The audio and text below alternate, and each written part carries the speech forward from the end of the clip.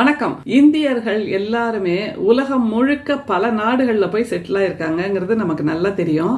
நம்ம வீட்டுல இருந்து கூட குழந்தைகள், உறவினர்கள் இப்படியாக நிறைய பேர் அங்கங்க போயிருப்பாங்க. நிறைய பேருக்கு என்ன கனவு அப்படின்னா, நிறைய அங்க போய் வெளிநாட்டுல போய் படிக்கணும் அப்படின்னு நிறைய பேர் கனவு இருக்கும். அல்ல வெளிநாட்டுல போய் வேலை பார்க்கணும், வெளிநாட்டில் திருமணம் செய்துகிட்டு செட்டில் ஆகணும், இப்படியான பல கனவுகளோட நிறைய பேர் போயிட்டு வந்துட்டு இருக்காங்க. ஒரு சிலருக்கு வெளிநாட்டை போய் பார்க்கணும், முதல்ல சுத்தி பார்க்கணும் அப்படிங்கிற கனவும் இருக்கும். இப்படி அங்க போய் செட்டில் ஆகிற இந்தியன்ஸ் இருக்காங்கல்ல, அவங்க எல்லாருமே முதல்ல என்ன பண்ணுவாங்கன்னா, அந்த ஊர்ல கொஞ்சம் நிலம் வாங்கி இந்திய கட்டமைப்பு படி, இந்திய கட்டட அமைப்பின்படி கோயில் ஒன்ன கட்ட ஆரம்பிச்சிடுறாங்க முதல்ல. அதற்கு அந்தந்த நாடுகளும் பெருந்தன்மையோடு அனுமதி அளிக்கின்றன அப்படிங்கிறது மிக முக்கியமான விஷயம். ஏன்னா உலகத்திலே பல நாடுகள் இஸ்லாமிய நாடுகளாக இருக்கின்றன, இல்லைன்னா கிறிஸ்தவ நாடுகளாக இருக்கின்றன. அந்த மாதிரி நாடுகளில் கூட இந்து கோயில்களை கட்டுவதற்கு அந்தந்த நாட்டின் அரசுகள் பெருந்தன்மையோடு அனுமதியை அளிக்கின்றன அப்படிங்கிறத நம்ம பார்க்க முடியுது. மிக சமீபத்துல ஒரு செய்தி வந்தது பேப்பர்ல. என்னன்னா, அமெரிக்கால கலிபோர்னியா மாகாணம், ஓகே, அங்க நெவாக் அப்படின்னு ஒரு ஊரு, அங்க சுவாமிநாராயண் கோயில்னு ஒண்ணு இருக்கு. அந்த சுவாமிநாராயண் கோயில் ஏன் இப்ப நியூஸ்ல வந்தது அப்படின்னா, அந்த சுவாமிநாராயண் கோயிலோட சுற்றுச்சுவர் இருக்குல்ல, காம்பவுண்ட் வால்னு சொல்லுவோமே, அந்த சுற்றுச்சுவர்ல யாரோ ஒரு சிலர் சில வாசகங்களை எழுதியிருக்காங்க. சில அமைப்புக்கு எதிரா, அல்லது இந்திய தேசத்துக்கு எதிரா, அல்லது இந்திய பிரதமருக்கு எதிரா அப்படின்னு அந்த செய்தி சொல்லுது. இந்திய பிரதமருக்கு எதிரான வாசகங்களை அந்த கோயில் சுற்றுச்சுவர்ல எழுதியிருக்காங்க.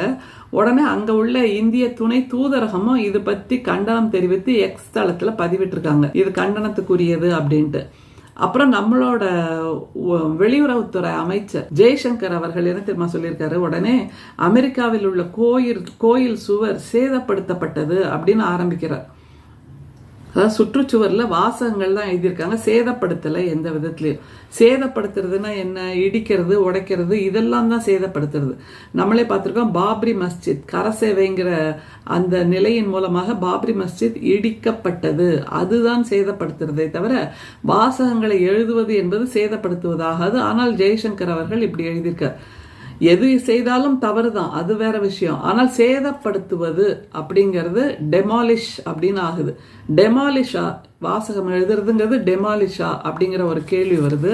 அடுத்தது, இந்த தீவிரவாதிகள் தான் இது போன்ற செயலில் ஈடுபட்டுள்ளனர், இந்தியாவுக்கு வெளியில் வசிக்கும் பிரிவினைவாத சக்திகளுக்கு இடம் கொடுக்க கூடாது அப்படிங்கிற. நிச்சயமாக எந்த விதமான தீவிரவாத சக்திகளுக்கும் நாம் இடம் கொடுக்க கூடாது, தீவிரவாத பிரிவினைவாத செயல்களுக்கும் நாம் இடம் கொடுக்க கூடாது என்பதில் மாற்று கருத்தே கிடையாது. ஆனால் ஒரு சில கேள்விகள் இருக்கு. நம்முடைய பிரதமர் அவர்கள் அமெரிக்கா போனப்போ அங்க பத்திரிகையாளர்களை சந்திக்கணும் அப்படின்ட்டு அந்த அமெரிக்க அதிபர் ஜோ பிடன் சொன்னப்போ நம்முடைய ஒன்றிய தலைவர், இல்லையே அந்த மாதிரிலாம் சந்திக்கிறது நமக்கு வழக்கமே இல்லையே அப்படின்னார். ஆனா அங்க ஜோ பிடன் அவர்கள் என்ன திரும்ப சொன்னா, இல்லையே சந்திப்பது என்பது இங்கே வழக்கமான ஒன்று, இட்ஸ் மேண்டேட்ரி அப்படின்னு சொன்ன உடனே சந்திச்சாங்க. அப்போ ஒரு செய்தியாளர் எழுந்து கேட்டாங்க, இந்தியால சிறுபான்மையினர் துன்புறுத்தப்படுகிறதாக செய்திகள் வருகின்றதே, இது சரியா, நிஜமா அப்படின்னு கேட்ட உடனே நம்முடைய ஒன்றிய தலைவர் மிகவும் பெருந்தன்மையாக பதில் சொன்னார், no no no no, democracy runs in our DNA, secularism is also in our DNA அப்படின்னார். அதாவது இந்தியாவில் ஜனநாயகம் ஒவ்வொரு இந்தியனின் ரத்தத்திலும் ஓடுகிறது, அதே மாதிரி மத சகிப்புத்தன்மையும் இந்தியாவின் ரத்தத்தில் ஓடுகிறது, இந்தியாவின் ஆன்மாவில் ஓடுகிறது அப்படின்னு. ஆனால் உலகளாவிய அளவில் வெளிநாட்டு பத்திரிகையாளர்கள் நிறைய பேர் கண்டுபிடிச்சு எழுதுறாங்க, பேசுறாங்க. என்னன்னா, அந்த ஹேட் ஸ்பீச் அப்படின்னு சொல்லுவோம்ல, hate speech, hate activities against the minorities என்பது சமீப காலமாக 2014 இந்தியாவில் மிக அதிகமாக அதிகரித்திருக்கிறது அப்படின்னு சொல்றாங்க. யோசிச்சு பாருங்க, எதுக்கும் நம்ம கனெக்ட் பண்ணி பார்க்கணும், அல்ல கம்பேர் பண்ணி பார்க்கணும்னா, இஸ்லாமிய நாடுகள், கிறிஸ்தவ நாடுகளில் கூட இந்து கோயில்களை கட்டி இந்திய முறைப்படி வழிபாடு செய்வதற்கு இந்தியர்களுக்கு உரிமை இருக்கிறது. அந்த நாடுகளின் பெருந்தன்மையோடு அவை நடக்கின்றன, அந்த நாடுகள் அதற்கு அனுமதி கொடுத்திருக்கின்றன.